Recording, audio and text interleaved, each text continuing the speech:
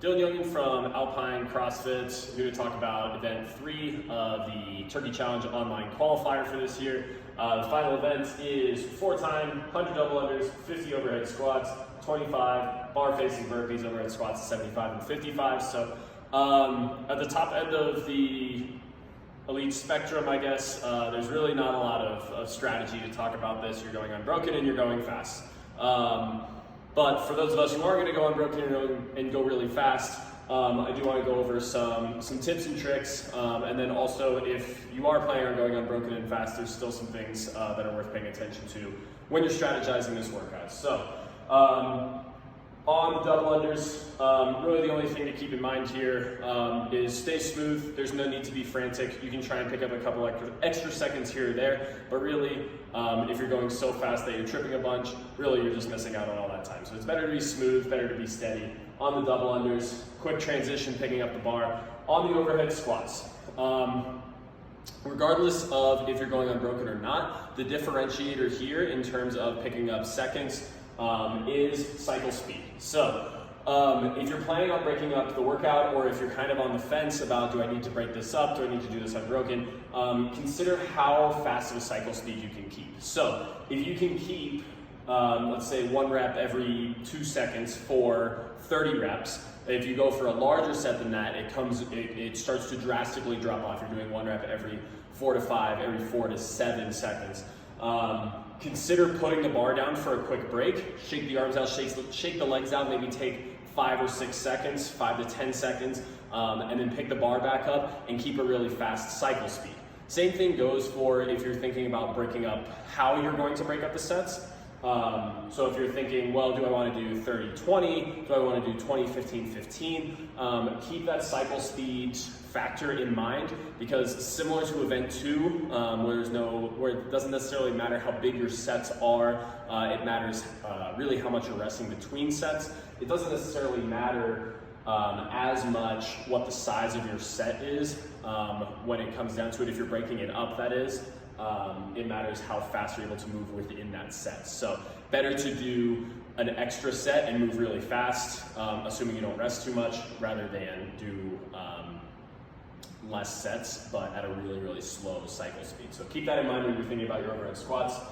On the bar facing burpees, the idea here is making sure all of your energy is staying towards the bar. So when you're hopping over the bar, you're getting the turn over while you're jumping over. We'll go over some different bar facing burpee techniques here in a second. But whether you're stepping up, whether you're jumping up, making sure that all of your energy tries to stay centered over the bar.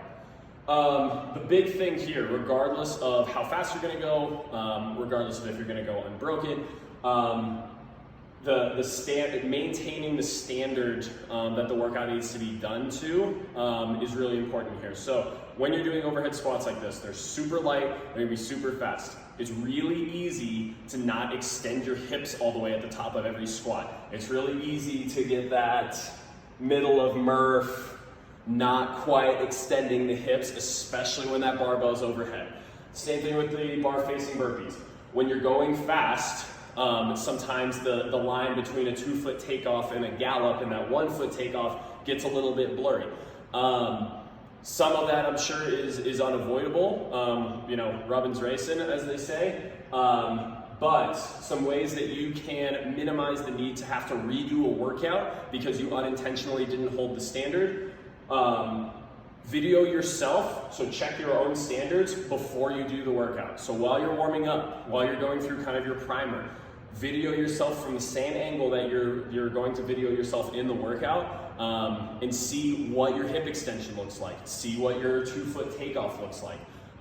Make sure when you go into it that you are holding the standard in warm-ups, and that you know what it feels like to hit that standard on every round. To the same point, have a tough judge. Not a mean judge, not somebody who's going to no-rep you when you don't need to be no-repped, but somebody who's going to hold you to the correct standard so that you don't have to redo the workout, so that you don't look at your video after you've done it and think, wow, I did about 25 good reps and I did about 25 terrible reps, and I'm gonna have to go do that workout. Don't get caught in that position. Have a judge that's gonna no-rep you. Have a judge that's gonna say, hey, extend your hips, no rep. Same thing with bar facing burpees, making sure that you're taking off with 2 feet, not letting you get away with it in the moment so that you don't have to go through this workout again, because it's going to be a good quad burner, a good lung burner. Just try and make it easy on yourself. So if you normally judge your significant other, this is probably not the workout to do that on. But now that we've gone over some keys and strategies, I want to talk a bit about bar facing burpee technique for event 3. All right, so let's talk about bar facing burpee technique for event 3. There's a couple ways that I would recommend doing the bar facing burpees, and they're both designed to take away excess footsteps when we do burpees. So one of the things that we see with inefficient burpees is that we take too many steps, there's too much wasted motion. So what that would look like is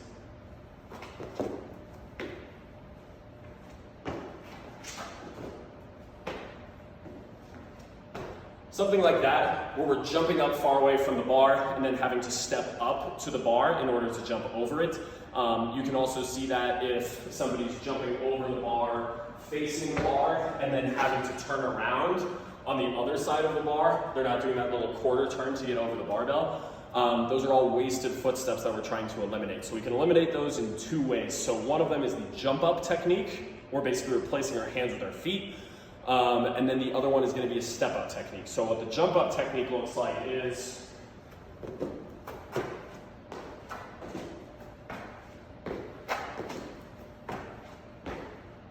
something like that. There's very little wasted motion.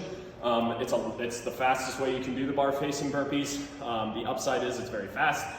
Downside is hip flexors and core get a little bit tired doing it.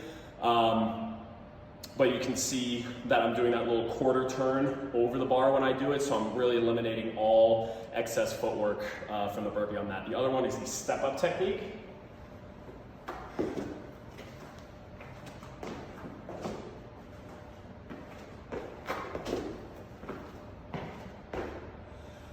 It looks something like that. We're still replacing the hands with the feet, but just one at a time, and then we bring the second foot up and get that good 2-foot takeoff. The upside to that is less taxing on the hip flexors. The downside is it's not quite as fast. So in terms of what I would use for this workout, 25 is a pretty small set. It's at the end of a sprint workout. I would stick to the jump up as much as possible. If you need to, after the overhead squats, do a step up burpee or 2 to kind of catch your breath, like I do right now. And then get into your sprint burpees, that's a good option, but I would stick to that sprint burpee as much as I can. So good luck on Turkey Challenge Event 3, good luck on the online qualifier in general, and we will see you out there.